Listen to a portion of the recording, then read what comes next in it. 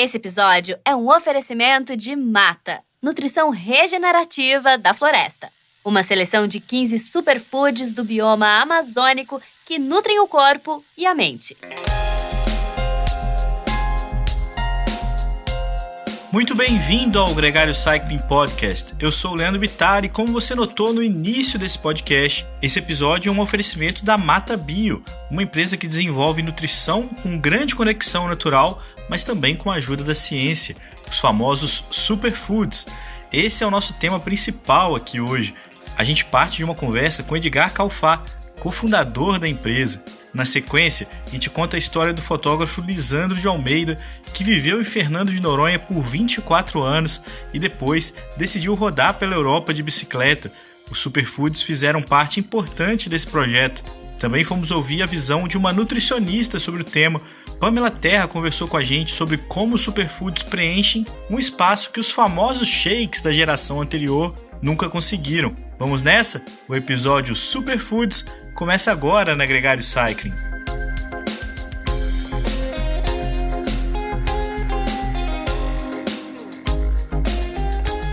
O Gregário Cycling Podcast é apresentado por Ciclorotas SP CCR, um projeto feito por ciclistas para ciclistas. Jungle e Ultra Coffee, a combinação que eleva sua performance. Plant Power, perform your best. Ciclovia do Rio Pinheiros, a ciclovia que revoluciona o jeito de pedalar em São Paulo. Saiba mais sobre nossos parceiros na descrição deste podcast.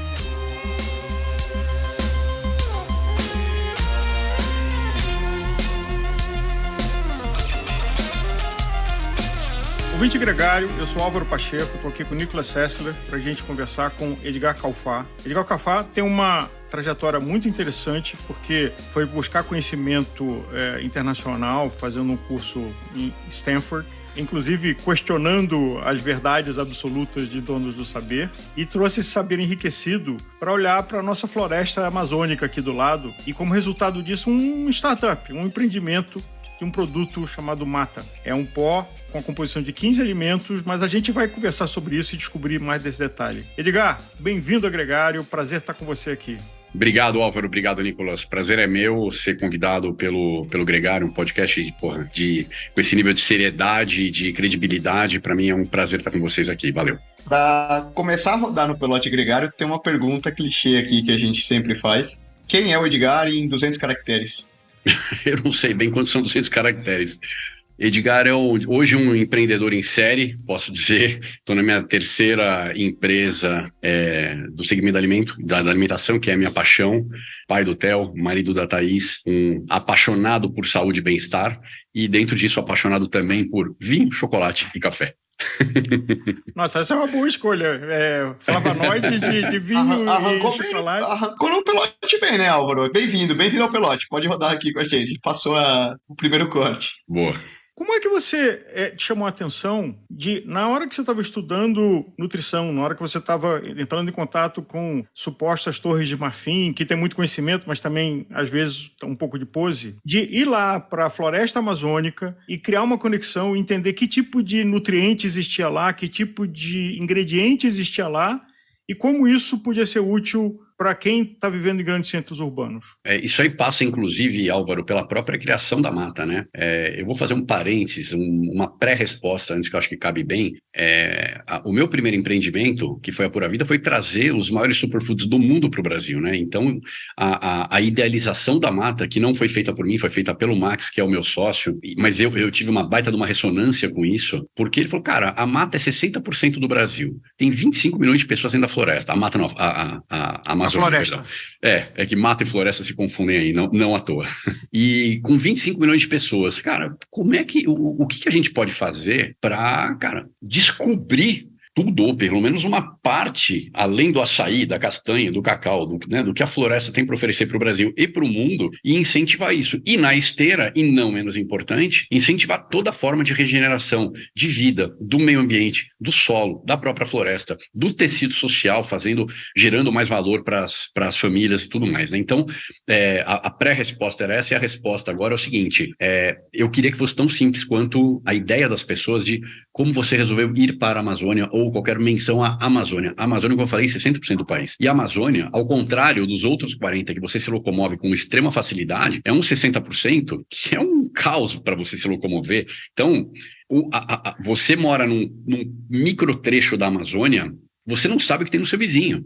E não sabe que tem no outro vizinho. Então, é muito interessante porque as culturas, os ingredientes, eles são endêmicos daquela micro-região, muitas vezes, com algumas exceções, tá? A própria castanha, que eu chamo de rainha da floresta, ela tem na Amazônia inteira. Mas você tem uma série de ingredientes que, cara, eu por exemplo, eu fui para Roraima, para o Acre, para Manaus e região, para Apuí, que é uma divisa no sul do estado do Amazonas. E é muito interessante, porque o que tem um, realmente o outro não tem, nunca ouviu falar, não é que nunca experimentou, falou, cara, nem sei o que é.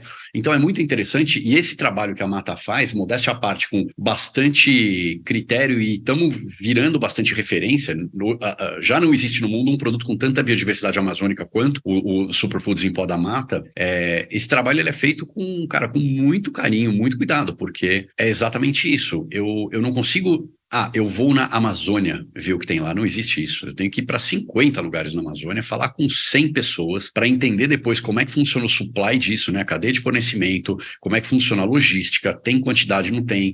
Depois tem a sazonalidade, enfim, aí tem uma série de outros entraves aí. Mas a ideia inicial foi o que eu falei há pouco, Álvaro, de fazer uma empresa que entregasse, do ponto de vista nutricional, tudo que a gente acredita, mas que fosse muito além e que entregasse de fato, uma regeneração para o planeta, porque afinal de contas, cara, a importância da Amazônia para o planeta é gigantesca e a gente tem um lance de uma tese que infelizmente parece não ser só uma tese, que é do ponto de não retorno da Amazônia, né? A hora que ela chegar entre 20 e 25% de desmatamento, ela supostamente poderia entrar em colapso, e a gente já está em 17 ponto alguma coisa por cento. Edgar, quando você fala de cuidar da Amazônia, a primeira coisa que vem à cabeça é atacar desmatamento, é atacar queimada, que muitas vezes é feita para monocultura, que aliás é uma das coisas para a gente falar aqui, do uso desse solo, e o que você chegou à conclusão que era alguma coisa mais complexa do que isso. Bem mais em algumas camadas. Então, deixa eu começar o que a gente chama do micro para o macro, né? Então, regenerar, em primeiro lugar, o nosso corpo. O que é o nosso corpo? São as nossas células que estão, querendo nós ou não, estão se regenerando 24/7. Então, primeiro, regeneração celular. O que é isso? Cara, ela vai usar a matéria-prima que você dá para ela para poder se fazer, para poder se refazer. Então, nisso, uma nutrição de ponta é fundamental. Como diz em inglês, crap in, crap out. Se você coloca a porcaria para dentro, é isso que a célula vai ter para poder se refazer, se reconstruir. Depois, ainda falando do que a gente chama de nosso microbioma, que é o nosso corpo do umbigo para dentro, regenerar os nossos micro-organismos. E para isso, a gente precisa de alimentação rica, biodiversa, sem veneno, etc. Então, a gente também entrega isso. E agora, o que a gente chama do umbigo para fora, que você tangenciou alguns temas, é sim o solo da floresta. Quando você regenera, e por que a gente regenera o solo da floresta? Também é importante deixar esse conceito bem claro. Quando alguém toma um produto como Mata, mas não só, tem outras empresas, Cocoa, Viva Regenera, Ama. Quando alguém consome produtos de empresas que estão ligadas, que estão preocupadas com o bioma que for, não precisa ser a Amazônia necessariamente, ele está gerando novas áreas de plantio para que aquele supply seja feito. Então existe uma regeneração direta de áreas reflorestadas para que a gente consiga entregar essa regeneração em floresta. Depois tem uma regeneração do tecido social, como os grupos extrativistas. Então, a castanha, de novo, é o maior exemplo de extrativismo. O que é o extrativismo? Não é aquela plantação, ainda que sistemas agroflorestais são várias culturas numa área só, mas o extrativismo, que é o que gera o reflorestamento. O extrativismo são as árvores que estão na floresta e que, por uma razão ou por outra, no caso da castanha, pelo tempo que ela leva para dar o fruto e depois pela altura e dificuldade que seria para colher, etc., então espera-se cair. Simplesmente espera-se cair. Então, você tem as comunidades que têm o direito de aproveitar aquilo que a floresta dá para poder fazer a venda. E aí a gente regenera, nesse caso, muito mais primeiro mantendo a floresta em pé, então tem um ambiental aí também. Então você mantém a floresta em pé no sentido de que essas pessoas estão sendo bem remuneradas, consequentemente, elas não vão ficar tentadas, ou a tentação vai ser mais difícil de chegar, para que elas desmatem para qualquer fim, para uma monocultura, para uma pecuária. E depois, sim, a questão da monocultura, que você bem pontuou, não tem como a gente falar de mata, de sistema regenerativo da floresta, que é o que a gente denominou essa forma de produção e consumo de A a Z, sem falar da monocultura, né? A monocultura, ela destrói o solo, ela destrói o planeta, ela destrói uma quantidade de vidas inacreditável. E aí que eu falo da questão da faixa de Gaza, do que é ou não plant-based. Cara, a monocultura é plant-based. Esquece o que vai para animal. Vamos falar do que a gente consome. A gente consome grãos de monocultura essencialmente, né? E então são grãos de monocultura que obrigatoriamente precisam de veneno, porque você não tem como aportar nutrientes, você não tem outras culturas fazendo uma troca com o solo, né? Acho que a monocultura é um pouco a aplicação no solo da nossa forma de pensar no nosso sistema capitalismo como ele é, tá? Eu não sou anticapitalista, mas acho que a forma está um pouco quebrada. Então, assim, é aquela história de como é que eu tiro mais, como é que eu ganho mais, nunca troca, não é ganha-ganha, né? Para eu ganhar, outro tem que perder. Eu acho que a monocultura é um pouco isso. Os grandes produtores precisam, na cabeça deles, extrair ao máximo o solo para que eles ganhem mais, e com isso o solo fica cada vez mais pobre. Você que teve contato com o povo da floresta, com sociedades primitivas, você deve ter se deparado com coisas que são de altíssima praticidade e uso e de absoluta baixa tecnologia, digamos assim, do ponto de vista high-tech, mas não menos sofisticados e úteis. E eu queria que você contasse, e a gente vai mostrar isso num filme depois, o uso do guaraná com uma língua ressecada de peixe e como isso tem uma enorme utilidade para um determinado povo da floresta. Legal, na verdade, assim, tudo que eu sempre fiz ligado à alimentação, no final é um pouco assim, na medida do possível, e na mata isso é exponencial pra gente, ligando justamente o high-tech com o ancestral, né? Como é que a gente pega aquele alimento e, cara, transforma ele, deixa ele o mais nutritivo e preservado possível, que você pega, né, o alimento, que é algo ancestral, com uma tecnologia que vai na contramão dos ultraprocessados, que é uma tecnologia usada, entre aspas, para o mal, no caso do alimento, mas usada para o bem. No caso do guaraná, que você comentou, é um pouco isso. Eles lá não consomem guaraná em pó.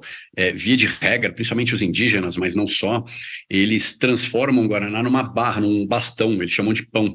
Então passa por um processo de defumação, de compactação, e vira um bastão tão duro quanto uma pedra, e eles usam isso ao longo de anos, num negócio praticamente não estraga, e eles ralam isso na língua seca do pirarucu. O pirarucu é um dos maiores peixes da Amazônia, ele tem uma língua que é uma lixa, literalmente, e eles ralam isso e levam para qualquer lugar. Então eles têm, cara, dá para colocar no bolso uma quantidade de guaraná ali pro ano, porque é muito, muito compacto. É bem interessante isso. Voltando um pouco pro lado mais industrial, você descreveu uma série de diferentes pontos onde vocês vão buscar os ingredientes do mata e como fazer isso. E utiliza uma série de superfoods que tem cada um com a sua comprovação científica e seu benefício teórico por trás. Agora, trazendo para o industrial, como você garante qualidade para industrializar um produto tão rural e artesanal praticamente, né? Vamos pensar, a matéria-prima que você utiliza pode sofrer uma variação de qualidade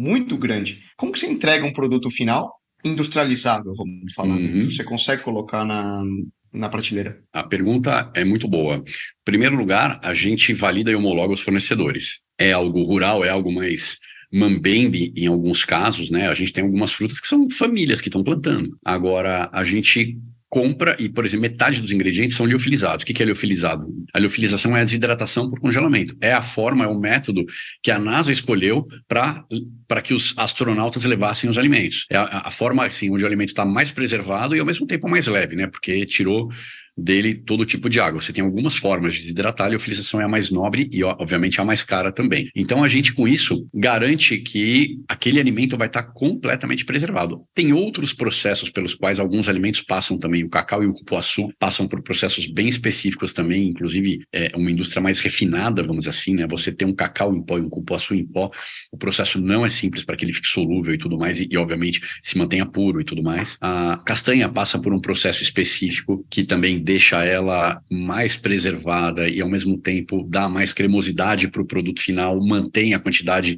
de aporte proteico. Então, cada ingrediente tem a sua história. E eu, recentemente, na viagem que eu fui para Roraima, que o Álvaro fez a menção no início, foi justamente para dar um upgrade, para validar Plus, A gente tem 3 fornecedores de castanha. A gente ainda não comprou castanha dele por conta de qualidade. E é a nossa grande tese amazônica, tá? É uma cooperativa, os caras são super sérios, mas a gente foi lá, gastamos uma grana preta do bolso, não tem nenhuma compensação de nenhuma forma, nem crédito de produto, em nada, e a gente foi lá e ajustou de A a Z todo o processo dos caras. Eles vão levar ainda um ano para poder fazer, mas é a nossa tese, entendeu? Então, tem um trabalho aí, uma via de mão dupla. A gente precisa ter abertura do lado de lá e do lado daqui a gente tem que ter a vontade e a grana para poder bancar isso. Edgar, tem mais de 15 ingredientes no produto e tem um que me chama a atenção, e a gente falou até antes do programa sobre isso, que é a estévia. Se você pudesse compartilhar com a gente o seu conhecimento e a desinformação genérica que existe sobre esse produto, e até vocês escolheram o que está listado na embalagem, que é a estévia andina natural. Qual é a diferença e por que esse critério? E eu acho que eu estou tomando esse exemplo para ilustrar o cuidado de cada um dos ingredientes. E quando você fala de desmistificar, eu poderia interpretar de 2 formas. Você tem as pessoas que acreditam que estévia é natural, ponto, então está liberada, e você tem as pessoas que já estão mais informadas, que é o contrário. Entendem que 99% da estévia do mundo é muito química, porque o processo tem uma origem, que é uma folha que é natural. Mas a partir dali, é uma avalanche de químicos. Então, as pessoas já associam estévia, já evoluíram, mas associam a estévia a algo na mesma qualificação de ciclamato, aspartame, acesulfame e por aí vai. E a real é que depende do fornecedor. E o nosso fornecedor, se vocês me permitirem, não ganho nada deles aqui, nem produto, mas, cara, com a Lorandina, é uma empresa muito séria que eu faço propaganda feliz da vida, porque eles têm as premissas que a gente aplica na Amazônia, eles aplicam nos Andes. A estévia deles é plantada, colhida, processada por comunidades locais e passa por processos absolutamente físicos, 100% físicos, não tem nenhuma química em nenhum momento do processo. E o resultado, aplicando isso ao produto, tá? Agora falando mais do que o ingrediente, mas o ingrediente aplicado, é que a estévia, no nosso produto, em primeiro lugar, ela não dá nenhum retrogosto, porque a pureza dessa estévia é inacreditável. Ela não dá nenhum retrogosto. Eu desafio alguém a achar retrogosto de estévia. Segundo, ela não ocupa espaço. Um adoçante para deixar o produto com o dulçor que a gente queria, ele ocupar mais ou menos 25% da embalagem. Ou seja, você ia pagar um valor, mas 1/4 daquele valor ia ser adoçante, quer dizer, fazendo mal ou não ia ser nutrição para você. No caso da estévia, a gente usa 0,2% mais ou menos. Então é nutrição pura, entendeu? No que sobra na embalagem. Eu não preciso ocupar espaço com adoçante. Adoçante nenhum é nutrição, no máximo ele é zona neutra.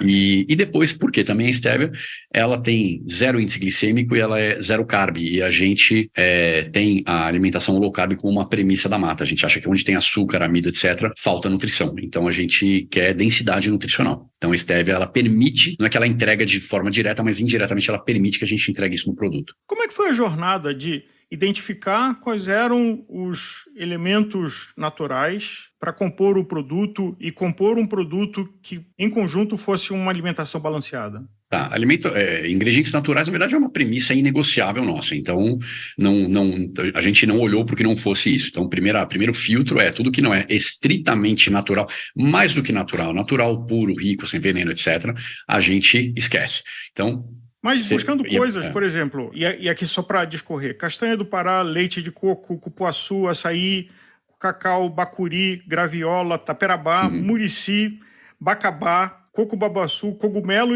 yanomami, cumaru, pimenta baniwa, extrato de chá verde, estévia andina. Essa combinação não é trivial. Não é que você fala, não, é fácil achar isso. Claro que teve um trabalho de P&D exaustivo aí para a gente entender como é que funcionariam essas combinações. Antes disso, teve a nossa imersão amazônica, né? A gente cavocando as micro-regiões da Amazônia atrás de tudo que a gente pudesse descobrir de biodiversidade. Quando a gente fez isso, e não é um trabalho que acabou, obviamente, na verdade está começando, mas a gente pegou aquilo, colocamos tudo numa mesa e falou, bom, agora o que pode virar disso. E a gente excluiu alguns, incluiu outros, mudamos quantidades, etc. A gente fez assim, sei lá, centenas de receitas até entender que receita que aportaria tudo que a gente quer. Então, primeiro macros, depois micros, né? E a começar, por exemplo, com fibra, com proteína. A gente precisava ter certeza que aquilo lá, que aquelas premissas nutricionais que a gente estabeleceu para o produto fossem entregues. E depois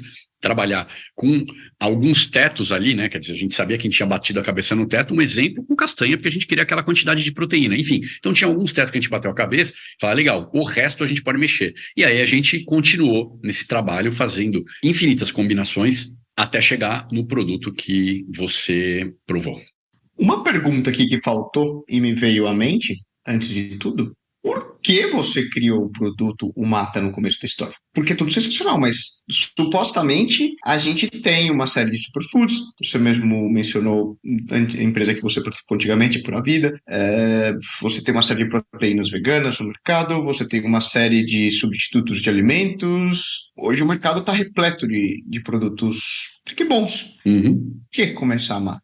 Por algumas questões. Primeiro, porque entregava o impacto que a gente queria. Então, nenhuma outra entrega num produto tão completo, o impacto, seja ele social, seja ambiental, ou no nosso caso, os dois. Segundo lugar, ponto de vista nutricional, no Brasil não tem algo parecido, que num produto só entregue esse nível, e aí nível é quali e quanti de proteína, então tem uma quantidade muito grande de proteína, 2/3 da carga proteica de um whey, tem no nosso produto, sendo que ele é plant-based, e aí a qualidade eu tenho uma proteína com todos os aminoácidos completos, justamente porque aonde muitos produtos acabam escorregando, a gente não colocou proteína isolada. Então, não é uma crítica direta à proteína isolada em si, mas as proteínas isoladas, além delas serem de monocultura, que é só um parênteses nessa história, elas muitas vezes têm algum aminoácido faltando, né? Quando a proteína isolada do reino vegetal. Né? No reino vegetal, geralmente você não tem todos os aminoácidos completos. No nosso caso, como a proteína é aportada pelos ingredientes que estão lá integrais, você tem vários aportes vindo de várias direções proteicos. Você tem os ingredientes que aportam mais, mas você tem sim um pouco de proteína aportada de cada um dos ingredientes. Então a gente entrega, no final das contas, apesar da percepção, é um produto único sob vários pontos de vista no mercado brasileiro. Edgar, como posicionamento, e o Nicolas mencionou de que a gôndola, seja virtual ou seja real, está super lotada de ofertas e coisas muito boas, coisas talvez não tanto. E você talvez teria duas categorias para a gente generalizar muito: suplementos e alimentos. Então, suplementos, como você mencionou, whey, ou como você pode ter suplementos para te dar energia, para você dormir pouco e trabalhar muito. Qual é o posicionamento da Mata nessa gôndola de ofertas? Com separando entre certeza, alimentos e suplementos. Com toda certeza, de alimento.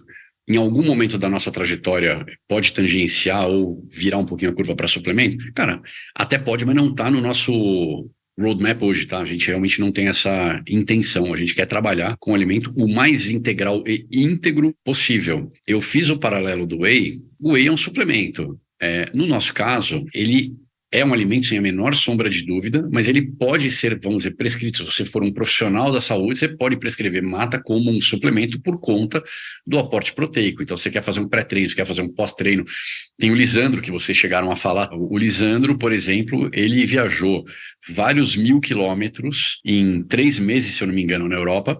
E a alimentação mãe dele foi Mata. Então, assim, ele é um esportista de ultra alto rendimento. O cara só fez isso e foi com Mata. Ele poderia ter feito isso com um suplemento? Poderia, mas olha que interessante. A gente, além do aporte proteico, a gente aporta, na verdade, os outros macros numa composição que a gente acha que é inteligente, mas uma série de micronutrientes também. Então, ele estava sendo nutrido em nível celular. Ele estava extremamente bem nutrido. Ele não estava só garantindo um aporte proteico. Você veria um arco de que da sofisticação das sociedades, e aí estão falando de alguns séculos, aceleradamente século XIX e XX, deu menos atenção para a qualidade do alimento, onde se terceirizou até o processo de alimentação, desde o cultivo, a colheita, ao preparo, né? Hoje a gente pega uma coisa congelada, bota no micro-ondas e engole isso, para um resgate, sabedorias muito mais antigas e consistentes do que a gente come e do que a gente coloca para dentro, como você disse, crab in, crab out?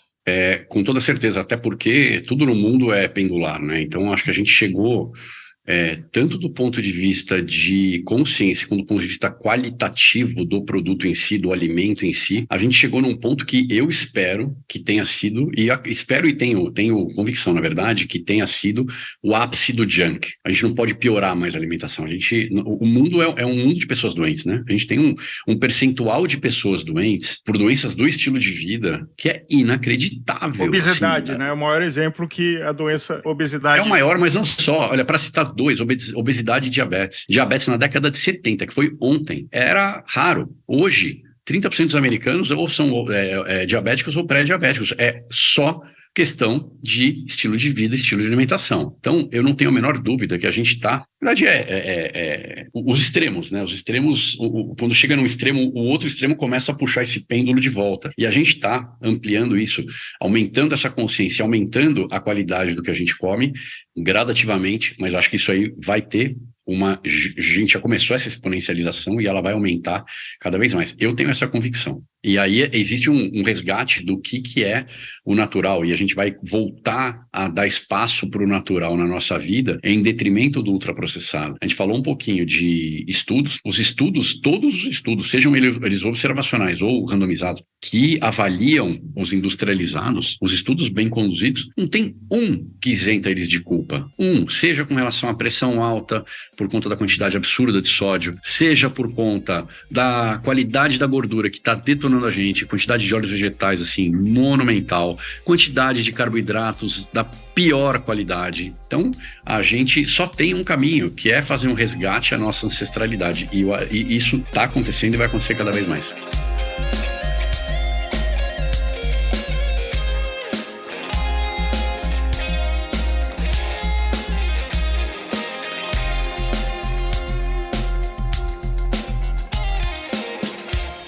Conheça os produtos Gregário, itens de qualidade com a nossa identidade. A caramanhola preferida do pelotão com a nossa cara. Conheça a Fly Elite, edição especial Gregário. O link está na descrição desse podcast.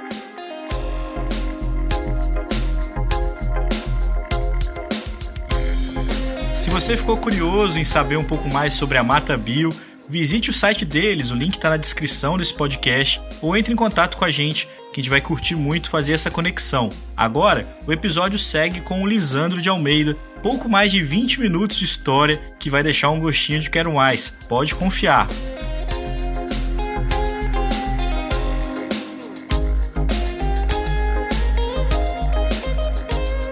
Vamos lá, gente. Bem-vindos mais uma vez ao Gregário Site. Essa semana, em especial, recebemos uma guest de luxo aí. Já faz parte do nosso pelote gregário de muito tempo. Gisele Gasparotto está aqui conosco para falar sobre esse tema dos superfoods, do mata, de aventuras e muito mais. Ela que sabe muito bem de aventuras, né? Não falta. Junto, eu sou Nicolas Sessler, Álvaro Pacheco aqui comigo. E hoje a gente recebe Lisandro, que fez uma viagem sensacional. Ele vai contar um pouco mais para nós como foi essa aventura cruzando a Europa e o Mediterrâneo e muito mais para nos apresentar. Lisandro, obrigado. É uma honra ter você aqui no Pelotão Gregário. Muito bem-vinda. Muito obrigado a vocês pelo convite. É uma honra poder compartilhar minhas histórias com vocês, aprender novas histórias com vocês para a gente criar mais aventuras aí na nossa vida. Cara, tem uma pergunta que é clichê aqui no Gregário, você tem que responder. Quem é você em 200 caracteres? Sou Lisandro, sou biólogo, oceanógrafo, me formei na Unicamp. Em 94 fui morar em Fernando de Noronha. Trabalhei como instrutor de mergulho, biólogo em um monte de ilha do Brasil. Virei fotógrafo, cinegrafista. Sempre amei bicicleta, mas morando nessas ilhas eu nunca podia pedalar. E aí um belo dia eu resolvi que ia passar uma temporada na França. Comprei uma bicicleta e descobri que o mundo não tinha mais fronteira. Lisandro, o que te levou a, figurativamente, levantar âncora e ir pelo mundo? Como eu falei, eu mudei em 94 para Fernando de Noronha. Durante muitos anos eu trabalhava em ilhas ainda menores, como São Pedro e São Paulo, Atol das Rocas, Antártida, tudo lugares bem limitados. A gente vivia sempre em 3, 4 pessoas. E eu sempre gostei muito de cultura, de aventura e de desbravar as coisas, né? Me sinto um expedicionário de coração e de alma. E aí, um belo dia, eu fui fazer uma viagem para a Europa, passei de avião por cima, olhei que tinha tanta montanha, tanta coisa, que o mundo era tão grande, que Noronha, que eu amo, ainda vivo em Noronha, ficou um pouco pequeno para tudo que eu queria ter na minha vida. Fui para a França, comprei uma bicicleta, e aí foi a salvação, para não dizer a perdição. Mas, dito isso também, hoje você mencionou, né? Você tem uma base na Europa, tem uma base em Noronha. Como você funciona aí nessa dinâmica, triangulando em vários pontos diferentes? Minha base real é em Fernando de Noronha. E aí eu resolvi que queria estudar francês, aprender uma nova língua, aprender uma nova cultura na Europa. Então eu passo temporadas na Europa, né? Eu passo 7, 8 meses, vou normalmente em fevereiro, março, alugo um apartamento. Até o ano passado eu alugava em Biarritz também, que é um lugar lindo para pedalar. Que é... Sensacional, País Basco. Tour de France vai passar lá ano que vem? Na porta de casa, né? Porque sai de Bilbao, as primeiras 3 etapas são por lá, depois entra ali pelo canto de Biarritz e vai entrando para os Pirineus, né? Fazendo um adentro aí. Conhece bem a região. Exatamente, é lindo, né? E aí, chegando lá, me deparei com uma vida completamente diferente, né? Porque é uma cidade pequena, mas só que 10 vezes maior que Noronha. Para mim é uma metrópole, Biarritz. Pelo que você falou aí, você deve conhecer, são só 30, 40 mil habitantes, no pé da montanha e do lado do mar, né? Para quem não conhece, para ter uma ideia, é conhecida como a Califórnia brasileira, a Califórnia europeia, e para mim se assemelha muito com o clima em Florianópolis, né? Então eu passo temporadas lá, eu alugo um apartamentinho simples, né, que eu vou sozinho, quarto e sala para mim tá ótimo, e volto sempre para Noronha. Aí lá eu comprei uma bicicleta e comecei a viajar bastante por lá. Ano passado eu fiz a travessia dos Pirineus, que é uma coisa assim, para quem pedala, é uma das viagens mais lindas que eu já fiz. Eu peguei um trem, fui até Barcelona, segui até o começo dos Pirineus, lá perto de Perpignan, lá em Figueres, né, em Cadaqués, as terras do Salvador Dalí, e de lá eu voltei pedalando para Biarritz por cima dos míticos Tourmalet, Sulor, Albisque, Bonágua, toda a família lá. Já até fizemos um programa aqui na Gregário sobre o Pirenaica, né? Sobre o Transpirineus, isso tudo que ele comenta um pouco mais sobre esse rolê, porque é sensacional. Mas, cara, teve um rolê em especial, né? Que você estava mencionando fora do ar, que você saiu lá de Portugal, do Estoril, e veio cruzando, né? Cruzou todo o Mediterrâneo, foi sair lá na Grécia, inclusive passou pela porta de casa em Valência, e eu não sabia. Conta um pouco mais para nós como foi essa aventura, de onde surgiu a ideia de fazer essa viagem. Quando eu mudei para a França, em 2018, eu tive um problema meio psicológico e de saúde por conta de um exame lá que parecia que ia dar ruim para mim, de fígado, enfim. Aí eu falei, cara, eu vou fazer tudo que eu queria fazer quando eu era criança. E uma delas era atravessar vários países de bicicleta. Então, eu bolei, cara, se eu sair de Portugal, fizer... que eu já tinha descido todo o Atlântico Norte até Lisboa e deixei minha bicicleta lá. No Estoril, na verdade. Aí eu falei, vou pegar a bicicleta lá e vou até a Croácia. Rapidinho, chego lá e tal. E aí eram para ser uma viagem pequena, de uns 4.500 quilômetros. E no caminho eu conheci uma senhora, a dona Rosalina, que essa história para mim é maravilhosa. Aproveitando que também é ano de Copa do Mundo. Ela, na Copa do Mundo de 82, ela tem 74 anos hoje em dia. Eu conheci ela numa das pousadas que eu fiquei, ela era proprietária e ela tinha um bar. Acredito que bastante gente vai lembrar disso. Em 82, tinha nas tampinhas da Coca-Cola, Fanta, Sprite, tudo isso, a cara dos jogadores de futebol dentro. E tinham 12 tampinhas no mundo que ganhariam uma viagem de volta ao mundo. Essa dona Rosalina, ela mora em Alcalá de Xivert, não sei se você conhece, de perto de Barcelona, que é uma triangulação com Peníscola, onde foi gravado O Senhor dos Anéis. Aí ela começou a me contar, uma senhora de uma cidade super pequena, de não mais do que 1.000 habitantes, ganhou uma volta ao mundo em 82. Ela começou a me contar com tanta emoção. Eu vi o olho dela brilhando, o meu brilhava junto. Ela me contando como que era o Japão em 82, como era a Califórnia, como era Paris. Ela fez a volta ao mundo com a Fanta. Cada história que ela me contava, eu falava, não, minha viagem vai acabar na Croácia, não pode ser isso, né? Aí fiquei pensando, falei, vou fazer que nem o Júlio Verne fez. Não vou conseguir dar a volta ao mundo em 80 dias, mas vou dar a volta à Europa em 80 dias, né? Veja, quando eu cheguei na Croácia, peguei o mapa, sentei e falei, cara, eu tenho que chegar em 80 dias em Biarritz. Estava lá no dia 37, 38. Aí fiquei planejando. Aí meu planejamento me dizia para descer até a Grécia. Eu voltei lá da Croácia, desci toda a Itália, fui até a Grécia. Na Grécia eu tinha no dia 7 de julho um ferry que sairia de lá, que poderia me deixar em Veneza, na Itália, e de Veneza era só eu cruzar a Itália, os Alpes, a França e chegar no Atlântico de novo para fazer uma volta à Europa em 80 dias. E tudo isso de bike e backpacking, vamos falar, com uma roupinha ali na mochila, trocando pim-pam e pulando de um ponto ao outro. Completamente bikepacking. Eu até tentei convencer uns amigos que já fizeram algumas viagens comigo, viagens curtas, né, dos Pirineus ali, que foram 10 dias, Compostela, que foi 15 dias, mas ninguém quis ir comigo. Eu falei, poxa, não vou deixar de fazer, né, porque ninguém quer ir comigo. Qual que é o problema de eu ir sozinho? Nenhum. É até bom, é engrandecedor você poder viajar sozinho, você se sentir à vontade consigo mesmo, né? Porque no final eu defendo uma tese de que a única pessoa que vai ficar comigo até o final da minha vida sou eu mesmo. Então, a partir do momento que eu estiver me dando bem comigo mesmo, me entendendo comigo mesmo, todo o resto é uma consequência de felicidade. Muito aprendizado, hein, Lisandro? Essa iniciativa de você sair sozinho para fazer alguma coisa requer muita coragem. Mesmo que você planeje, você falou, eu planejei, eu sempre planejei, eu nunca fiz loucura, mas tem coisas que a gente não planeja e que acabam acontecendo, né? E aí a gente tem que saber ter esse jogo de cintura para lidar com as situações que a gente não está esperando. E aí minha pergunta é, como foi isso, né? Você, mesmo tendo planejado tudo, você se vir em alguma situação em que você tem que mudar de rumo ou ajustar alguma coisa, alguma rota, e como você se preparou em relação a dormir, a alimentação, hidratação, como que você se preparou para tudo isso?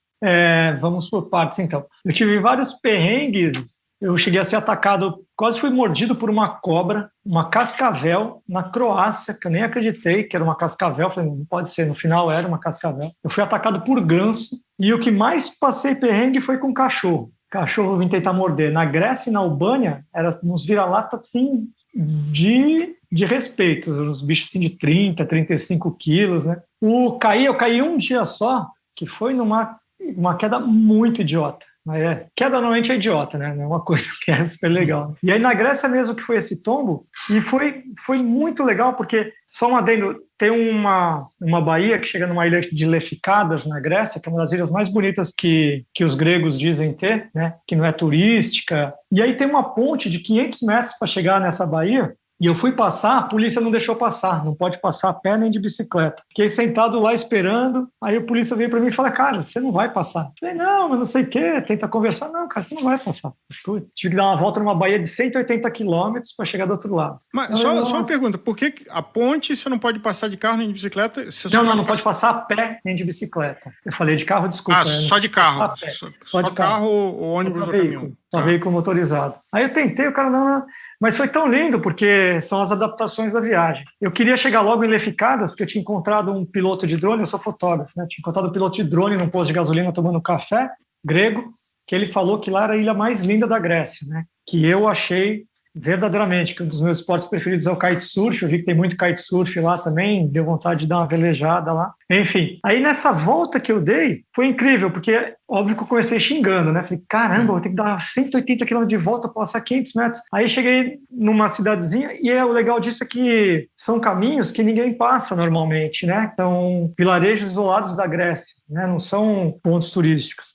Parei no meio da Bahia, num hotelzinho lá para dormir. E aí fui comer, fui dar um mergulho, 3 tartarugas nadando comigo. Falei, nossa, estou numa baía com 3 tartarugas. Dia seguinte, saí logo cedo, por conta, depois eu vou falar mais sobre isso, o calor estava muito insuportável. Saía antes do sol nascer, 5 da manhã. Na hora que eu estou passando assim, contornando um monte de golfinho, assim, na beira da estrada, sabe? A estrada um pouquinho mais alta do que o nível da baía, do mar. Os golfinhos, aí eu resolvi que eu vi um negócio lá também, tinha uma descidinha, tinha assim, área de inundamento, né? Não sei o quê. Eu falei, que engraçado, como eu moro em ilha, né? Área de inundamento, vou voltar a fazer uma foto né, desse inundamento, ver se fotógrafo os golfinhos. Aí eu desclipei o pé direito e fui tentar fazer a curva só com o pé esquerdo e um monte de bagagem. Nossa, completamente idiota. Tome aquele tombo ridículo, me ralei inteiro, fiquei todo ferrado. Falei, nossa. Mas caí, tipo, assim, tombei, sabe? O famoso tombo do clipe. Né?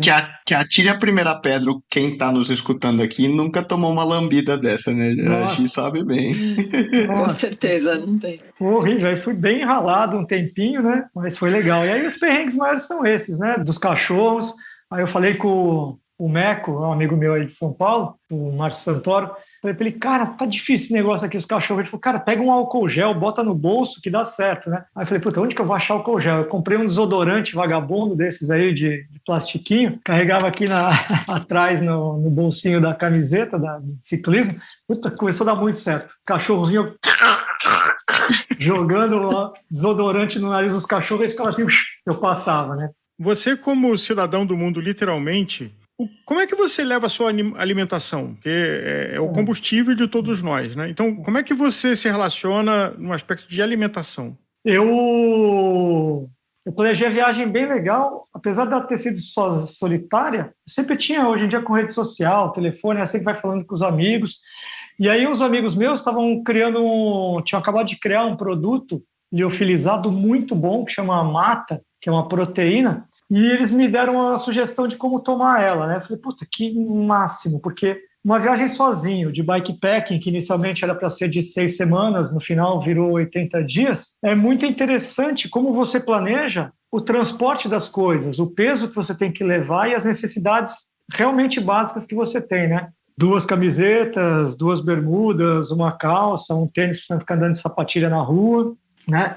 Levei barraca, levei tudo e espaço para comida. O que eu faço, né? Pô, aí me ofereceram esse Mata, eu achei demais. Eu levava uma caramanhola de Mata, né? Que é proteína que só ela também não era suficiente, mas era muito boa, porque ela é low carb, né? Então, para a gente que está pedalando longas distâncias, o carboidrato é muito essencial. Então, eu completava essa proteína que eu mesmo adorei, que você, tipo, na hora do almoço, se você vai parar num lugar e almoçar, comer na Espanha, né? Imagina, eu vou comer uma paella na hora do almoço, vou seguir pedalando mais 80 quilômetros depois, esquece da vida, né? Então, a siesta existe, tem um porquê que ela existe, né? Não é à toa. Exatamente. Aí eu levava uma caramanhola de Mata, né? Com uma dose equivalente como se fosse um almoço, um lanche bem reforçado. E eu ia parando, né? Comprando um bocadilho, uma tortilha, alguma coisa de carboidrato. Levava bastante carboidrato também, em gel. Eu tenho uma grande amiga que é nutricionista do Comitê Olímpico Brasileiro, já foi para 5, 6 Olimpíadas, a Roberta, na equipe de judô. Eu liguei para ela até falou, você só me liga quando você está na roubada, né? Pois é, tô cansando muito, tá tudo errado aqui, né? Ela falou, não, cara, o que você está fazendo? Aí contei para ela, ó, esse produto que você está tomando, ele é muito bom, mas ele é baixo de carboidrato. Então, para em algum lugar que você achar e compra carboidrato, fruta cristalizada e equilibra as duas coisas, né? Aí ficou perfeito. Fiquei tomando Mata e também não dava para levar muito, né? Não dava para levar muito dessas proteínas, porque ela também pesa muito. E aí eu consegui, com uma outra amiga minha que estava indo para Milão, marcar um encontro com ela em Milão. Ela levou mais 3 pacotes para mim e foi suficiente para eu acabar a viagem inteira, né? Foi assim, muito obrigado pelo apoio que me deram, que salvou realmente a viagem, né? Até porque o Mata, ele tem um DNA que é meio comida de astronauta, no sentido de que uma das várias coisas que a NASA, a exploração espacial de tecnologia, porque os astronautas, quando estavam numa cápsula, peso e centímetro quadrado, centímetro cúbico é fundamental. Então, a tecnologia de você transformar alimentos mantendo a riqueza, mas do volume ser pequeno e se adiciona água ou leite e isso vira uma nutrição, deu certo, né? Deu, não, foi ótimo. Eu sou biólogo também, né? Então, quando eles me procuraram, quando eu vi esses da Mata, eu vi que é um monte de produto muito bom, tudo fruto da Amazônia, proteína vegetal, liofilizado, um super tratamento, um gosto bom, né? Isso também é interessante. Imagina você ficar 80 dias tomando o mesmo negócio, que seja bom pelo menos, né? Que tenha um sabor bacana, que tem, né? E aí eu levava essa caramanhola todo dia, né? Porque também, se eu pudesse, tomava 2 por dia, mas também não podia tomar 2 por dia porque eu tenho um planejamento de viagem, não posso acabar com tudo de uma vez, né? Mas é super nutritivo, né? Nesse caso, principalmente porque quem é de alta performance ou de endurance, né? Eu me considero uma atleta amador, apaixonado pelo esporte de endurance. No endurance, você perde muita proteína do corpo, né? Eu perdi nessa viagem 7, 8 quilos, muito de hidratação mesmo, né? Então, imagina se não tivesse um suplemento proteico, só o carboidrato também não ajuda. Se não tivesse suplemento proteico, eu tinha realmente sumido do mapa, né? Minha pergunta, cara, desculpa interromper, é justamente isso. Se você, uma vez terminada a viagem, você chegou a fazer um acompanhamento de esgotamento físico, você fez alguma, por exemplo, análise de sangue, exame de sangue para ver como estava essa parte, porque no final, 80 dias pedalando constantemente por longas distâncias, passa a fatura no corpo, né? Você tem um desgaste natural e justamente, você comentou a utilização do Mata, mas e aí, como que você terminou? Putz, realmente, só para dar uma ideia, eu pedalava mais ou menos, ficava na bike 8 horas por dia, 8, 9 horas, né? Eu saía pedalando no começo 9 da manhã até as 4 da tarde, 5 da tarde, depois quando o sol começou a ficar muito forte, eu comecei a sair às 5 da manhã, né? A desidratação era grande pra caramba, e foram 8.500 quilômetros, minha bike tinha mais ou menos 30 quilos, né? Peguei os Alpes julianos, peguei os Alpes franceses, peguei os Alpes italianos, peguei o lado de lá do Adriático. Teve uma altimetria, eu adoro montanha, teve uma altimetria considerável, né? Então é um desgaste bem forte. Quando eu cheguei de volta, eu fui procurar uma dermatologista e fui fazer os exames de sangue, né? Eu estava bem cansado, obviamente, né? Que uma coisa sobre o cansaço, só um adendo, é bem interessante que quando eu cheguei na Grécia, era o dia 63, 64. Quando eu voltei para Veneza, era o dia 65, né? Então faltavam ainda 15 dias, 16 dias para chegar em casa e o corpo se entregou. Falei, nossa, cara, minha cabeça tem que ser mais forte que meu corpo. Sabe quando você fala, cheguei? Você fala, não cheguei não, cara, ainda falta 2.500 quilômetros, né? Tem que atravessar mais 2 países. Então, uns 2, 3 dias, você ia com o corpo sentindo aquele cansaço, né? E você ia melhorando a hidratação, aumentando proteína, né? Aí eu quase acabei com os matos. Tentando dar um boost, né? Com solução hidrossalina também, que eu acho essencial nessas coisas de endurance, né? Para você repor sal. Realmente, eu cheguei bem cansado, mas estava tranquilo, né? Tanto que eu cheguei acho que na segunda. Aí os caras, vão pedalar quarta. Eu falei, você tá maluco, né, cara? Não, vamos quarta, não sei o quê. Eu falei, não, cara. Ah, não, então vamos sábado que a gente quer fazer um negócio lá. Eu falei, vamos sábado, né? Aí os malucos queriam fazer, fizeram, né? Não, vamos ainda, não me falaram nada. A gente fez 230K com 4.800 de desnível. Eu falei, cara, vocês estão querendo me matar, né, bicho? Aí eu morri, né? Lisandro, você mencionou que você é uma pessoa curiosa e inquieta. Como é, sendo quem você é, morar numa ilha, onde você tem um espaço muito limitado de se deslocar e de mudar de cenas? Durante todo esse tempo aí, né, em 94, 95, quando eu estava terminando a faculdade, eu fui morar em Abrolhos, depois fui para Tal das Rocas, aí em 90 e finalzinho do ano, fui para Fernando de Noronha. Tem muita atividade para fazer. Eu trabalhei muitos anos de instrutor de mergulho, como biólogo, como fotografia. Enquanto você está com a mente ocupada, o tempo passa rápido, né? O grande problema, para mim, é o ócio. Quando você está sem fazer nada, aí começa a bater uma certa angústia de, pô, por que eu estou parado, né? Eu assisti o documentário há pouco tempo do David Bowie, não sei se vocês tiveram a oportunidade de assistir, é o Moonlight Dream, acho que chama. É espetacular, as entrevistas dele foram para mim, assim, mais uma experiência de vida, né? As coisas que ele fala, né? Eu não sou tão como ele, obviamente, né? A gente se espelha, tem referências na vida, né? Para mim, Bowie é uma delas. Ele fala tanta coisa interessante nesse documentário que você vê que o ócio, ele pode ser criativo quando você está com a tua cabeça tranquila para que ele assim o seja, né? Senão você tem que estar produzindo alguma coisa, você tem que estar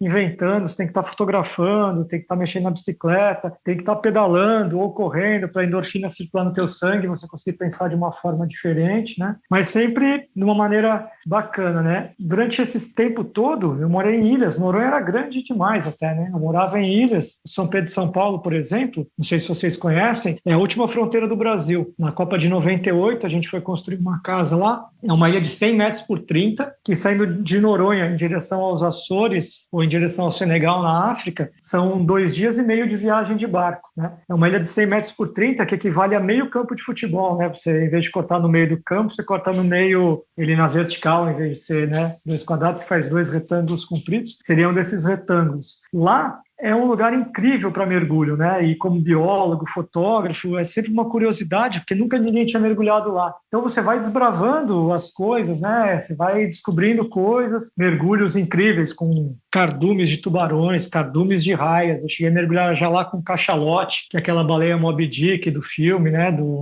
Então são coisas que vão acontecendo que, independente da área que você está, você consegue vivenciar coisas bacanas, né, na sua profissão. Você sabe que Noronha tem uma marca pessoal de que eu passei a lua de mel e mergulhava na época de garrafa. E aí fui para Noronha e depois de mergulhar lá, eu falei, esquece. Assim, parei o mergulho porque não dá para mergulhar, infelizmente eu não fui a São Pedro, São Paulo, mas só de Noronha, porque lá tem uma coisa muito especial que você tem mais autoridade do que eu, de que o ser humano é apenas um elemento minoritário no universo da natureza, que talvez quando você está na floresta, quando você está nesses lugares, te dá um senso de humildade, de respeito, que você tem lugares de água mais bonita, você tem lugares de outras coisas, mas quando você mergulha e a vida não te vê como um agressor e simplesmente é uma coisa relevante que está ali, né? Se você é uma baleia, se você é a raia, se você é um cardume de peixes, tubarão que tem em Noronha. Eu falei assim, acabou porque eu vendi tudo que eu tinha de equipamento, quando eu quiser mergulhar de novo, vou chegar em um lugar, vou alugar, mas não acho que eu vou superar isso. Adorei esse comentário aí. Putz, eu compartilho 100% do que você falou aí. Quando eu saí de Noronha, por ser ilha, né, não tem muita altitude, eu resolvi também que eu queria começar a escalar montanha. E eu achava fácil, isso aí eu até aconselho vocês, esportistas, se um dia puder fazer uma montanha de, que seja seus 5, 6 mil metros de altitude, é uma lição de vida que você não acredita. Eu achei que eu estava bem fisicamente, né, fui 2 anos atrás, falei mergulho, eu lembrei que eu fui atrás dos tubarões-martelo lá em Galápagos. Aí eu fui subir o Cotopaxi, que é um vulcão que tem no Equador. Cheguei lá, achei, não, tá tudo bem. Não, pedalei agora, acabei de fazer o caminho de Santiago de Compostela de bicicleta, tal, sabe? Quando você tá se achando tranquilo, você tá pleno ali, não, tá bom, não tô me achando maior que eu sou, mas também, não, dá para fazer. Cara, quando eu cheguei... O excesso de confiança, né, Lisandro? Cheguei lá, fiz as aclimatações, cheguei lá em 5.200, é um negócio impressionante, o ar acabou, sumiu tudo, a cabeça funcionando, eu dava 2 passos, falei, cara, não consigo andar. Voltei para baixo da montanha, para 3 e pouco, fiquei 2 dias ali descansando, tomando água para caramba. 2 dias depois eu fui e cheguei ao cume do Cotopaxi. Acho que para mim essa foi uma das experiências mais marcantes da minha vida. Foi a maior surra que eu já tomei na vida e foi a maior felicidade, tipo, top 3. A surra foi a maior que eu já tomei. De felicidade, acho que foi uma das top 3 de realização em termos de aventura, sabe? É você se sentir humilde perante a natureza, seja ela, né, no seu treinamento de bicicleta, se achando que está melhor do que o outro, se achando que não sei o que, de repente você tomou uma ultrapassagem, nem viu de onde veio o cara ali no sprint, né? Seja em tudo, a humildade, para mim, é uma coisa que vem crescendo a cada vez mais em mim, e a importância que eu vejo que ela está se perdendo em muita gente por aí, né?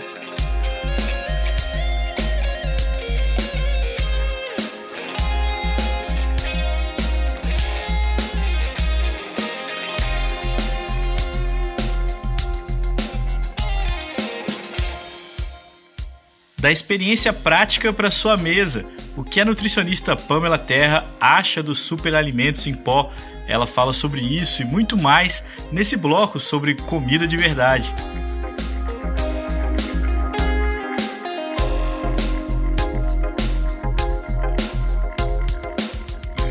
Pamela, muito bem-vinda ao Gregário Cycling. É um grande prazer ter sua companhia aqui nesse podcast. Muito obrigada pelo convite, eu que agradeço. Pamela, você faz parte de uma linha da nutrição de mais comida de verdade do que coisas que você compra nas prateleiras. Você podia dividir pra gente como é que você foi formando essa opinião e a da tua experiência? Claro, com certeza. Infelizmente, o curso de nutrição ele está bem arcaico e muitos dos estudos científicos são patrocinados pela indústria. Então a gente tem uma ilusão de que essa comida empacotada é superior à comida de verdade porque a indústria quer vender. Então, a gente sai da faculdade, eu me formei em 2006, a gente sai da faculdade um pouco cru, né? E querendo, com muito mais aquele conhecimento de contar calorias para fazer uma dieta para emagrecimento do que tentar resolver a saúde daquela pessoa e o emagrecimento uma consequência. E aí, estudando um pouco fora da caixa, nas especializações, principalmente na especialização de nutrição funcional, que foi uma das especializações que eu fiz, aí a coisa começou a fazer sentido. Fica muito mais claro, né? A gente pensar que a gente deveria comer o mais próximo do que os nossos ancestrais comiam. Afinal, a gente está aqui hoje às custas dessa alimentação minimamente processada, dessa alimentação mais natural, que me traz nutrientes que eu preciso, não só micronutrientes, vitaminas e minerais, me traz água, me traz bons carboidratos, boas proteínas, boas gorduras. Então, a gente tem uma quantidade de nutrientes completa nessa alimentação que a natureza oferece, frutas, legumes, verduras, etc. E o mínimo possível dos alimentos processados e embalados. É isso que realmente vai garantir uma boa saúde e vai me ajudar na prevenção de doenças, longevidade e etc. e tal.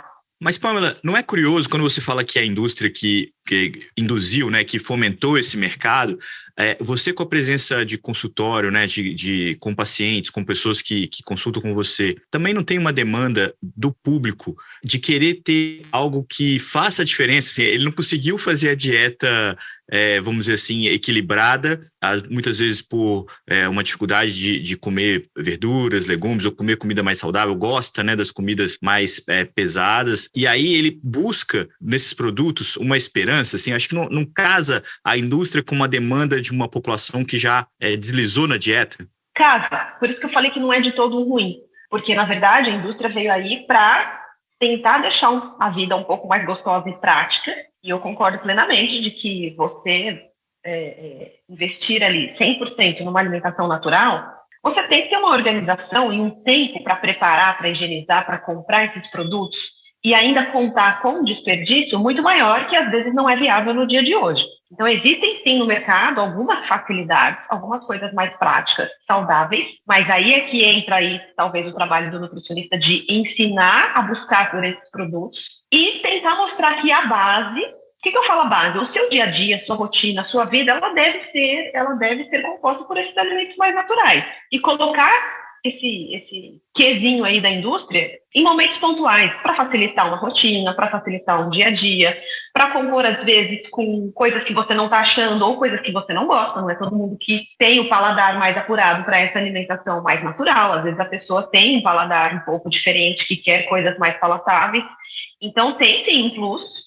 Mas o problema é que, às vezes, as pessoas se perdem. O que te chamou a atenção no mata? O mata é um alimento com algum processamento, não é algo que você colhe ali na horta. Mas, dito isso, chamou a atenção num congresso que você foi há algum tempo atrás, esse produto. Por que ele te chamou a atenção? Pelo grau de pureza. Eu tive a oportunidade de conhecer o Edgar pessoalmente há alguns anos atrás e provar outros produtos que ele havia desenvolvido antes da mata. E eu senti o grau de pureza da pesquisa, de ir atrás de produtos realmente diferenciados e fazer uma combinação de alimentos, de nutrientes, que quando você vê a composição nutricional, você tem praticamente tudo que precisa num lanche, por exemplo, ou até mesmo numa refeição.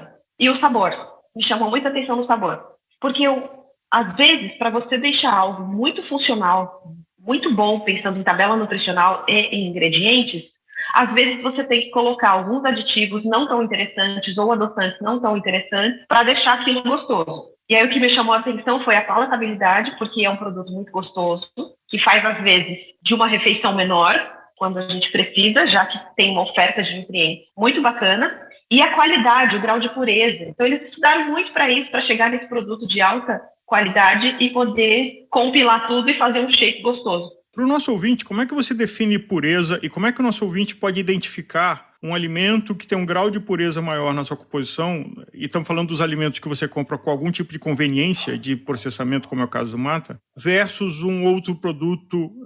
Como é que o ouvinte leigo pode escolher melhor e entender melhor a pureza dos elementos que estão nesse alimento? Então, geralmente, esses produtos é só o alimento liofilizado, por exemplo. O cacau, né, que é um dos alimentos que está presente ali. Ele tem uma origem lá da Amazônia, da Bahia, enfim, tem a sua origem preservada. É um alimento desidratado, liofilizado, não tem outros processamentos químicos para a gente ter aquele alimento em pó, usa um processamento mais físico para manter ao máximo as suas características. Geralmente você vai conhecer aqueles alimentos na lista de ingredientes, então é um cacau, é um cupuaçu, é um leite de coco, são coisas que você sabe o que é, não tem aditivos ou nomes mirabolantes ou às vezes uma lista de ingredientes de coisas que você nunca ouviu falar. Então isso começa a determinar um pouco a qualidade, né, o grau de qualidade desses produtos. Eu sempre ensino os meus pacientes, até mesmo amigos, etc., a ler o rótulo. Não leia a tabela nutricional, leia a lista de ingredientes. Aí você vai se familiarizar com aqueles alimentos e ver se aquilo realmente é bom ou não. Era exatamente isso que eu ia te perguntar. Todo rótulo, todo produto tem ali a lista das coisas que compõem aquele pacote, né? Vamos dizer assim. E ali é uma ordem, é uma escala de volume, né? O que vem mais, o que tem mais naquele pacote vem primeiro e tem exatamente as palavras difíceis que você falou, que são as coisas que não são tão naturais assim, né? Que são aditivos, são interferências naquele produto e quanto menos, melhor, né? Exatamente. Quanto menos aditivos, aliás, se não tiver nenhum aditivo, dependendo até do invase, né? Das técnicas de embalagem, às vezes não precisa de aditivo nenhum. Quanto menos ingredientes ou menos aditivos, melhor. E nessa lista de ingredientes é uma ordem decrescente, é do maior para o menor. Aí a gente consegue perceber o nível de qualidade quando o primeiro ingrediente é um alimento muito bom, por exemplo. Sim. Ao contrário, às vezes a gente pega shakes no supermercado, na farmácia, né? Essas coisas mais prontas, às vezes você vai ler o primeiro ingrediente é açúcar. O segundo ingrediente é um óleo. O terceiro ingrediente é uma nomenclatura de açúcar disfarçado, por exemplo. Então, aí, além dos outros aditivos, que são palavras que talvez a gente nunca tenha ouvido, né? O público leigo nunca tenha visto. Então, eu sempre falo, se preocupe mais com a lista de ingredientes, com o número de aditivos, do que com a tabela, que me diz só informações nutricionais. Ô Pamela, você já tem um feedback até mesmo comparativo entre esses suplementos, né, esses alimentos em pó, já com essa tecnologia como a Mata tem utilizado, comparando com os exemplos anteriores, até dos seus pacientes, assim, de como que eles recebiam antes a ideia de usar um shake e como eles recebem isso hoje? Agora a gente tem um pouco de... Ao longo dos anos, né, você vai trabalhando atendendo ao público, eu tinha aqui no consultório, pessoas querendo usar shakes.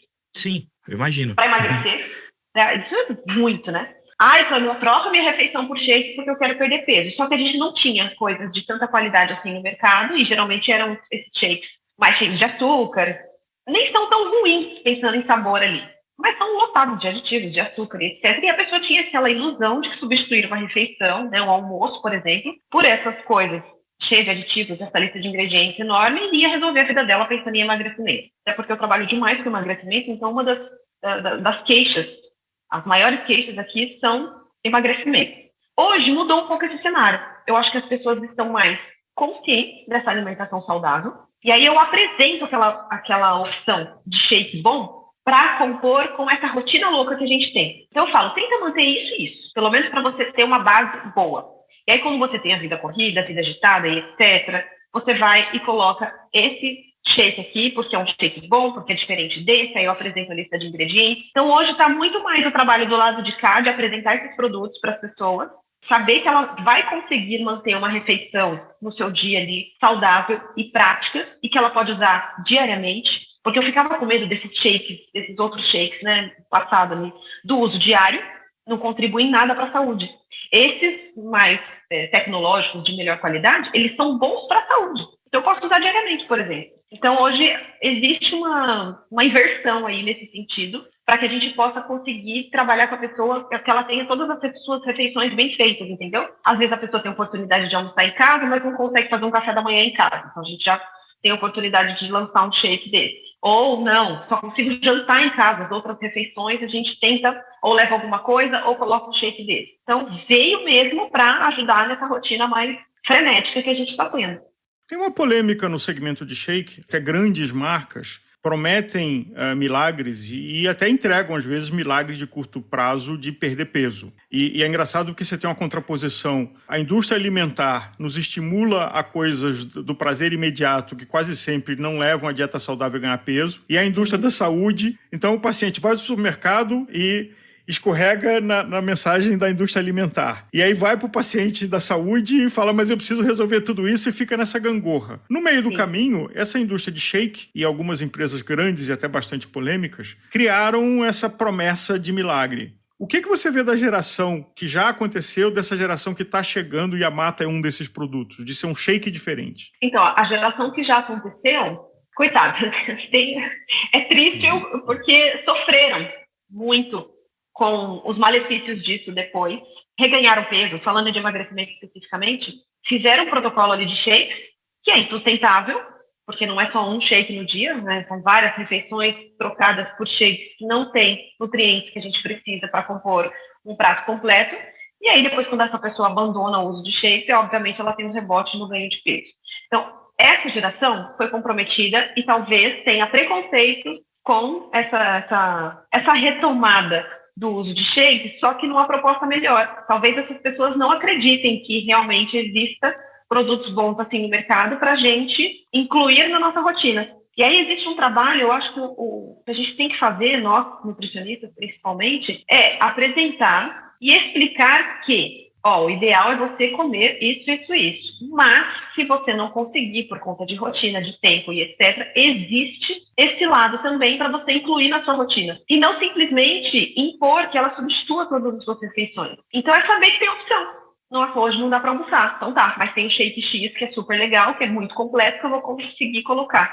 Ou vai viajar para algum lugar que você não, sei lá, para alguma região que você não gosta muito da comida, para uma gastronomia que não te apetece, ou se você não sabe que você vai encontrar você leva essas opções. Eu sou uma que eu sempre levo em viagem um shake ou outro bom. Inclusive, vou tirar férias semana que vem, então levo um shake ou outro bom, justamente porque eu não sei o que eu vou encontrar. E eu sou um pouco mais exigente para me alimentar, então eu sei que se eu não encontrar nada de bom, eu tenho um shake que vai substituir uma refeição e vai me nutrir, é o mais importante. O que é o me nutrir? Vai me deixar bem, não vai me deixar estufada, vai fazer com que o meu intestino funcione da mesma forma, eu vou dormir bem, entendeu? Não vai me dar dor de cabeça. Então a gente tem que pensar nas coisas boas, né, que a gente colhe quando a gente se alimenta bem ou toma um shake bom, do que simplesmente sair trocando tudo por outras coisas.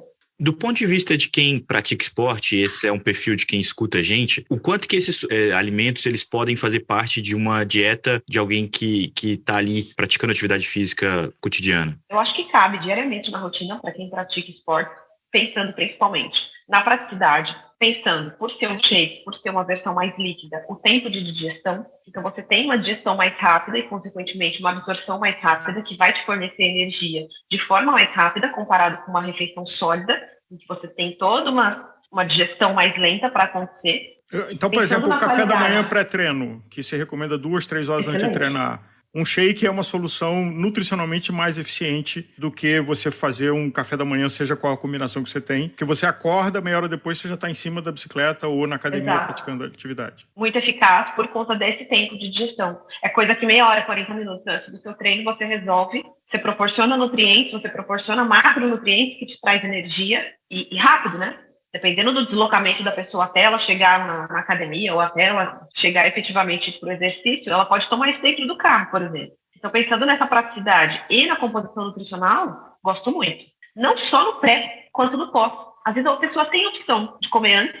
Eu consigo me alimentar antes, eu só vou treinar daqui umas 4 horas, então cabe na rotina dela ali, aí ela vai lá, treina, não consegue comer depois. Aí joga esse shake depois. Então, eu acho muito versátil essa opção, tanto no pré quanto no pós. Aí depende muito da rotina de cada um. Sabe que conhecendo o Mata, eu tive um insight, porque nós aqui na Gregário, de vez em quando, participamos de eventos, né? E evento é como expositor, como, às vezes, coordenador, rei de palco. E evento é uma maratona que a gente não consegue comer direito. E, às vezes, quando consegue, o que tem ali perto do evento não é uma alimentação de qualidade. Então, me ocorreu da gente levar um shake como Mata para o evento. E aí a gente tem uma boa refeição numa conveniência de quem está ali tomando conta do stand, atendendo um cliente, coordenando uma palestra, que com outro alimento seria quase que impossível, né? E a gente acaba indo pro junk, que é o que dá. É o que dá, é o que é gostoso, é o que me fornece mais calorias. Pensando em evento, pensando às vezes num dia inteiro de congresso, você quer comer uma coisa que te abrace, entendeu? Então, para fugir disso, colocar uma opção prática assim, e nutritiva te mantém em rendimento, né? Não só físico, como mental também. Pamela, a gente mencionou uma empresa polêmica de que quem trabalhava com ela colocava os adesivos. Quer perder peso? Me pergunte como, né? E acho que falar em perder peso é uma coisa que chama a atenção de todo mundo. Aqui na Gregário a gente teve um programa que é um clássico de audiência, que é o Peso Potência. O Mata, ele gera uma redução de peso. Mas por que essa redução de peso é mais saudável, não é o objetivo principal, em comparação com outros shakes que prometiam principalmente a redução de peso? Porque te nutre. É aí que está a diferença entre você perder peso e você emagrecer de fato. O emagrecer de fato, você perde gordura, ponto. Perder peso na balança, você pode perder água, músculo, massa muscular, que é a pior perda que a gente pode ter. Então, esses shakes que não são nutritivos, que não me fornecem aminoácidos essenciais, que não me fornecem uma quantidade significativa ali de vitaminas e outros nutrientes, é como se fosse uma caloria vazia, né, para o meu organismo. Então, você acaba comprometendo outros tecidos, ao invés da gordura. Então, é muito mais interessante você se nutrir às custas de uma caloria mais baixa, ou até mesmo de uma média caloria, porque a gente sabe que o emagrecimento se dá pelo contexto, e o seu corpo usar desses nutrientes, e você realmente perder apenas a gordura, e não perder outros tecidos, ou somente água e etc e tal. Falando de outro tópico, low carb cetogênico. A composição do shake Mata Bio, ele é uma composição que ele tem uma qualidade muito boa de proteínas, mas ele intencionalmente tem menos carboidratos. Como é que você vê, primeiro, para o usuário de ter um balanceamento nutricional, porque, e me corrija, eu entendo que carboidrato tem a sua importância, mas podem ter excessos. O carboidrato, Álvaro, ele não é essencial. Por quê? O produto final da digestão de carboidratos é a glicose, que é o que a gente precisa como principal fonte de energia. Só que o corpo humano ele é tão sábio que quando a gente não oferta essa quantidade suficiente, o corpo vai lá e produz a partir das nossas reservas. Então, pensar numa proposta de baixo carboidrato como a low carb, ou de muito baixo carboidrato como a cetogênica, seria uma forma da gente induzir o nosso corpo a usar os nossos tecidos de gordura para produzir a glicose. Estou falando de uma forma bem simples, mas essa reação toda se chama gliconeogênese. Isso é formidável, porque daí a gente usa as nossas reservas de gordura como fonte de energia, e quando a gente produz corpos cetônicos nessa reação, a gente alimenta o nosso cérebro em 100%, digamos assim. Então, para a parte de cognição, para a parte de memória, para a parte de doenças neurológicas, para o emagrecimento também, seria uma estratégia muito interessante. Eu sempre gosto de usar a cetogênica, principalmente, como uma estratégia terapêutica. Não foco muito a cetogênica numa proposta de emagrecimento. Eu não vejo essa necessidade, uma low carb dá conta. Agora, a cetogênica para fins terapêuticos, aí eu gosto muito, porque a gente potencializa a fonte de energia para o nosso cérebro. Então, falando de doenças neurológicas, crianças que têm déficit de atenção e hiperatividade, autismo, a cetogênica passa a ser um tratamento. Agora, a cetogênica como um elemento pontual, terapêutico, ou como um hábito? Porque esse é um assunto que tem muita discussão, né?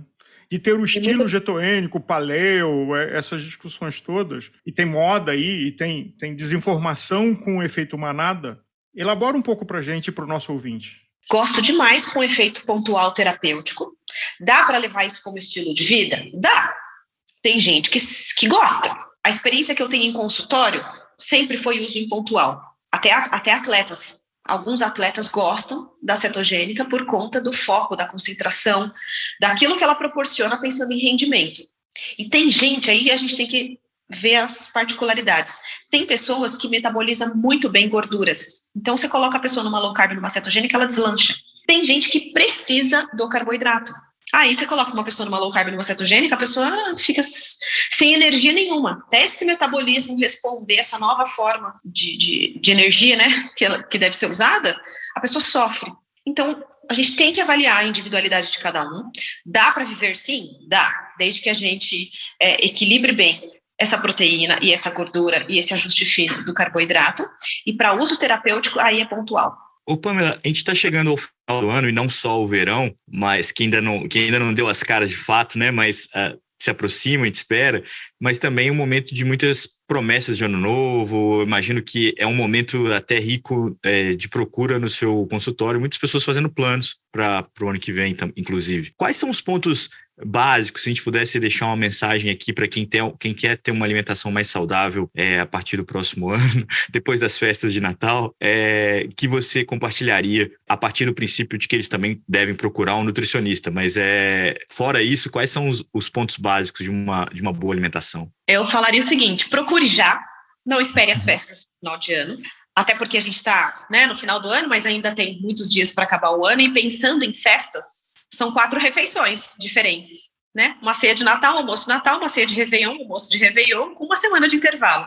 Então, essas permissões, essas festas, esses eventos, ou qualquer outra coisa que nos leve a comer diferente, eles vão existir, independente da época do ano. Então, eu gostaria que as pessoas tivessem em mente que é possível começar hoje, é preciso se organizar e se posicionar diante desses alimentos mais embalados e ultraprocessados e comer o mínimo disso. Priorizar uma alimentação mais natural.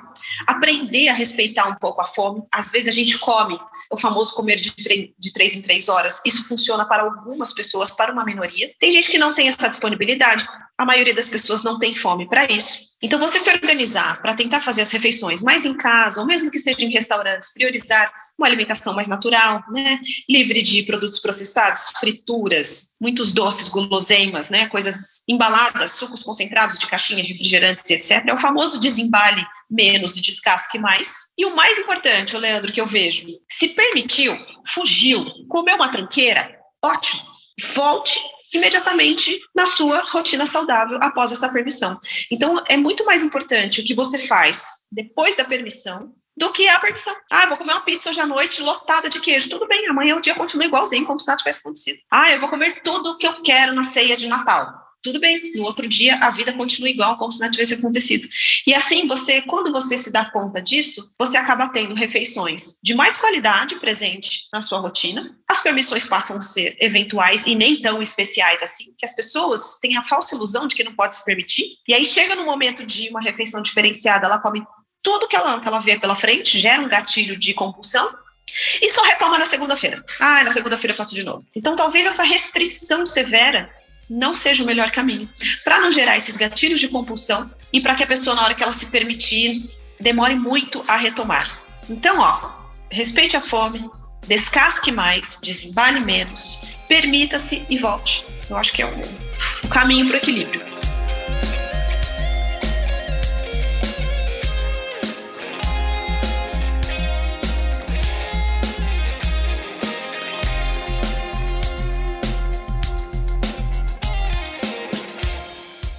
Muito bem, com essa conversa com a Pamela Terra, chega ao final mais um episódio aqui na Gregário Cycling. Muito obrigado a você que chegou até aqui com a gente. Aliás, essa semana foi muito divertida com as experiências das pessoas que escutam a gente no Spotify. É muito legal saber que a gente faz companhia para tanta gente. Queria mencionar especificamente o Gustavo Lopes, que passou mais de 10 mil minutos ouvindo os podcasts aqui da Gregário. Gustavo, muito obrigado pela sua companhia. E muito obrigado à companhia de todo mundo que escuta a gente. É para isso que a gente faz o podcast, é para dividir essas experiências com vocês. E lembrar que a gente sempre tem muito mais conteúdo preparado para você. Essa semana a gente publicou uma entrevista com a Yolanda Neff, a campeã olímpica do mountain bike, com o Vinícius Rangel, nosso brasileiro no World Tour.